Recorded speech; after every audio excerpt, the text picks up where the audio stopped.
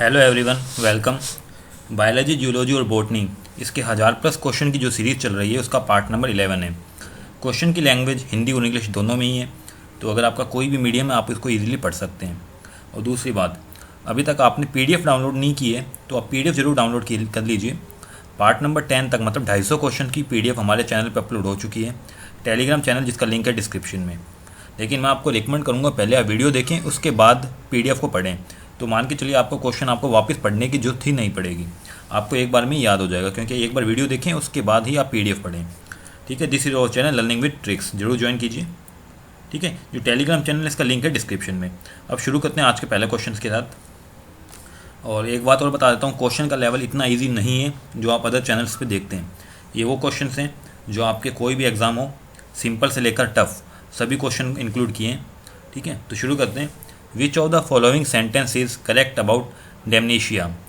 डेमनीशिया एक बीमारी होती है जिसको कहते हैं हिंदी में मनोभ्रंश, मतलब आदमी की दिमाग की स्थिति है वो बिगड़ जाती है। ठीक है, तो ये हिंदी और इंग्लिश दोनों में डिमेंशिया बोलते हैं, वैसे इसको हिंदी में बोलते हैं मनोभ्रंश, ये आपको ध्यान रखना है। तो उसके बारे में कौन सा कथन सही है, तो ये तीनों ही पॉइंट सही है, ये आप याद रख लें। D option. इसमें क्या होता है, इन डेमनीशिया मेंटल एबिलिटी डिक्लाइंस होती है, मतलब मानसिक क्षमता है वो गिर जाती है और दैनिक जीवन है वो बिगड़ जाता है। ठीक है, इस बीमारी से पीड़ित व्यक्ति अपने नाम को भी भूल सकता है। Alzheimer disease a cause of dementia, मतलब ये कुल मिला के मानसिक बीमारी है, आपको ध्यान रखना है।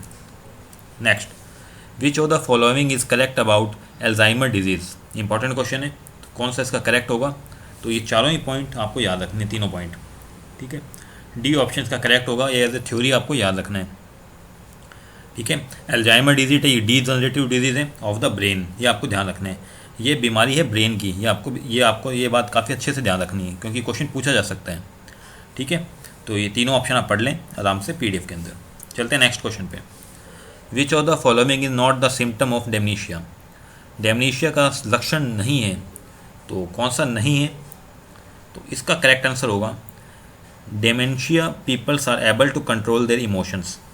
देखो, जो मनोभ्रंश लोग हैं वो अपना दिमाग कंट्रोल ही नहीं कर सकते, तो ये पूछा कौन सा गलत है, तो यही गलत है, डी ऑप्शन।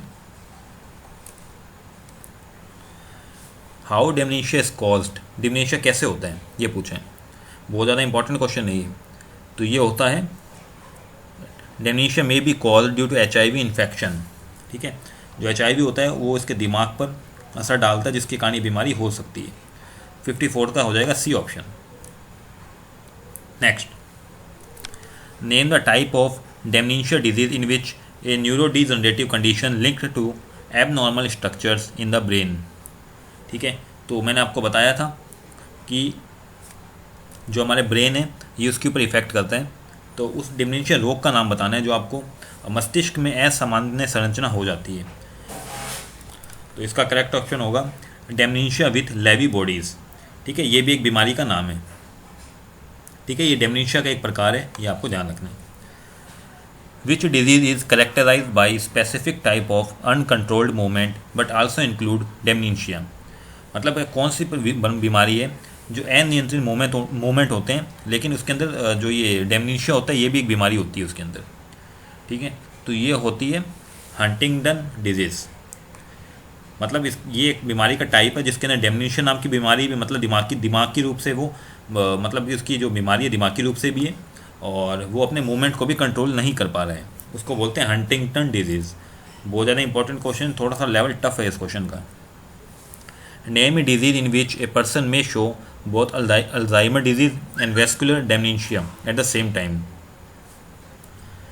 ये क्वेश्चन पूछा, मतलब अल्जाइमर और संवहनी मनोभ्रंश दोनों ही होते हैं इस बीमारी के अंदर, तो इसका करेक्ट ऑप्शन होगा मिक्स्ड डेमनीशिया। ठीक है, सी ऑप्शन। ये क्वेश्चन जरूर पूछा जा सकता है, ये बीमारी है किसकी। ये दिमागी रूप से जो आदमी होता है उसको थोड़ा समझने में दिक्कत आती है, तो आप कह सकते हो दिमाग की बीमारी है। It is a disease of brain. Next, which disease of dementia increases the likelihood of young onset Alzheimer's. Dementia के किस रोग से युवा शुरुआत में अल्जाइमर होने की संभावना बढ़ जाती है। ठीक है, तो इसका राइट आंसर क्या होगा, इसका राइट आंसर होगा डाउन सिंड्रोम। इसके ऊपर एसएससी के अंदर क्वेश्चन आ चुके हैं, काफ़ी इंपॉर्टेंट क्वेश्चन है ये वाला। ठीक है, व्हाट इज ARDSI, मतलब ARDSI की आपको फुल फॉर्म बतानी है, इंपॉर्टेंट क्वेश्चन है। तो इसकी फुल फॉर्म होगी Alzheimer's and related disorders society of India, A option. Moving to the next question, what is the which of the following statement is correct about mnemonics. देखो जो mnemonics है ये तो देखो बहुत इजी क्वेश्चन है, आपने देखा होगा यूट्यूब चैनल्स पे कि आपको वोकेब याद करवाई जाती है निमोनिक मेथड से, मतलब निमोनिक कह सकते हो आप ट्रिक्स, और कुछ फोटोज़ के साथ आपको वोकेब को याद करवाया जाता है, तो उसको बोलते हैं निमोनिक्स। तो इसके चारों ही ऑप्शन करेक्ट होंगे, एक बार पढ़ लीजिए आपको समझ में आ जाएगा। यह एक टेक्निक है, रणनीति है जो जानबूझकर स्मृति में सुधार करने के लिए उपयोग की जाती है। ठीक है, मतलब आपको याद करवाने के लिए की जाती है। ठीक है, किसी भी सीखने की तकनीक का उपकरण जो मानव स्मृति में अवधारणा या पुण्य प्राप्ति की जानकारी देते हैं। ठीक है, ये आपको ध्यान रखना है, मतलब कुल मिला के आपको याद कराने की टेक्निक है, तो ये चारों ही ऑप्शन के करेक्ट हो जाएंगे। Nervous system consist of, nervous system में क्या क्या चीज़ें होती है। नर्वस सिस्टम को हिंदी में बोलते हैं तंत्रिका तंत्र, बहुत इंपॉर्टेंट पार्ट होता है शरीर का, इसके अंदर होता है ब्रेन, स्पाइनल कॉर्ड और नर्वस। ठीक है, इसके बिना मान लो मनुष्य है ना, उसका शरीर का कोई मतलब ही नहीं है, वो मरे हुए के समान है। जब ब्रेन और स्पाइनल कॉर्ड ही काम करने बंद कर दें तो समझ लीजिए वो आदमी डेड हो चुका है। Which of the following statement is correct about cerebellum. देखो cerebellum is the part of brain, लेकिन हमसे यहाँ पूछा है कि इसका जो काम क्या है, ये पूछा है, बहुत इंपॉर्टेंट क्वेश्चन है। तो इसका काम होता है it regulates the muscular movement for your locomotion, it is a part of brain. C option इसका करेक्ट हो जाएगा, और आपको इसकी वर्किंग भी ध्यान रखनी है, ए ऑप्शन की वर्किंग है। ठीक है, next, which nerves attach to the brain and emerge from the skull. ऐसी कौन सी नर्व्स हैं जो खोपड़ी से मतलब ब्रेन से जुड़ी हुई होती है, और स्कुल होता है जो हमारी खोपड़ी होता है उससे निकलती है। तो उस ब्रेन का आपको नाम याद रखना, नर्व का नाम याद रखना, उसको बोलते हैं कपाल की तंत्रिका, क्रैनल नर्वस। ठीक है, ए ऑप्शन। बहुत ज़्यादा इंपॉर्टेंट क्वेश्चन इंक्लूड किए हैं सारे के सारे। Name the system that controls every activity that you do. जो भी आप एक्टिविटी करते हो तो आपका कौन सा जो भाग है वो उसको नियंत्रित करता है, तो ये होता है नर्वस सिस्टम। नर्वस सिस्टम क्या होता है, अगर आप चल रहे हो तो आपका दिमाग आपको कहता है चलने को। ठीक है, ऐसे नहीं आपका ऑटोमेटिक आपके पाँव कुछ हिलने लग जाते हैं, ऐसा कुछ भी नहीं होता। It's all about nervous system. What is the unit of nervous system. तो ये तो ईजी क्वेश्चन है, रेलवे में आ चुका है ये question, neuron. A microscopic gap between a pair of adjacent neurons over which nerve impulses pass when going from one neuron to the next is called। ठीक है, आसन न्यूरॉन्स की एक जोड़ी के बीच एक सूक्ष्म अंतर जिस पर तंत्रिका आवेग गुजरते हैं।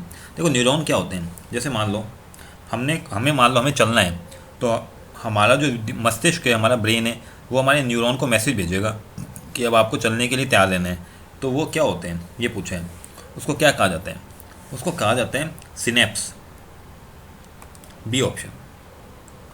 ठीक है, आप कह सकते हो जैसे वायर होते हैं ना, जो मोबाइल के टेलीफोन के वायर होते हैं, उनके अंदर इलेक्ट्रिसिटी आती है तभी हम बात कर पाते हैं, वैसे ही होता है ये हमारे अंदर न्यूरॉन्स हैं, उससे मैसेज पहुंचता है तो उसके दिमाग हमारा उसके बाद काम करना शुरू करता है।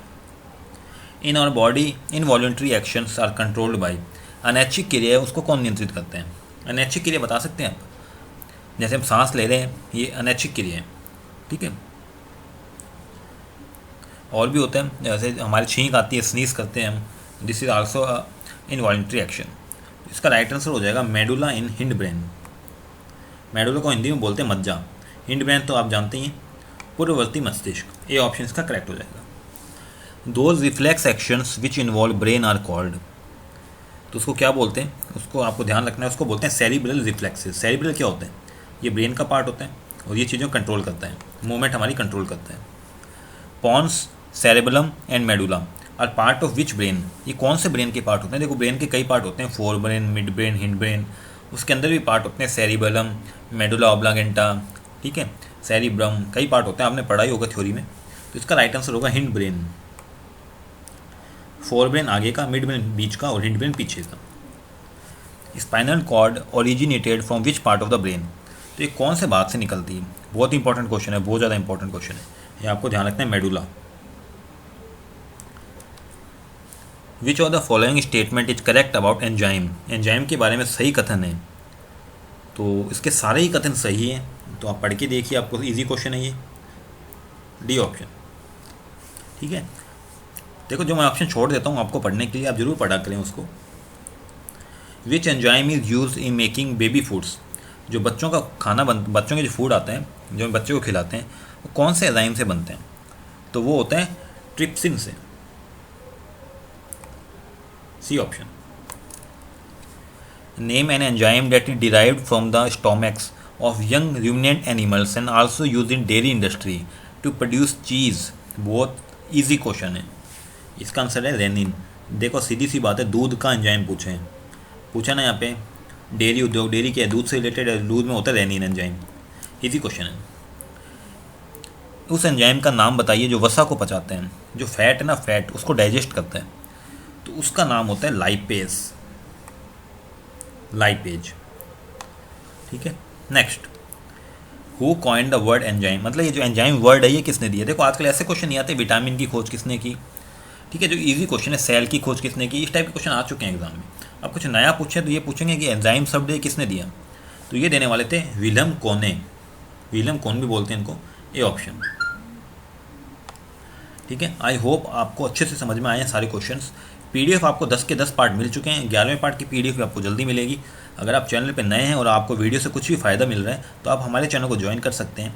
वीडियो को लाइक कीजिए अगर आपको वीडियो से फ़ायदा मिलता है, शेयर कीजिए अपने दोस्तों के साथ, और आप हमारे टेलीग्राम ग्रुप को जरूर ज्वाइन कीजिए। ठीक है, तो बस आज के लिए इतना ही। Thank you for watching.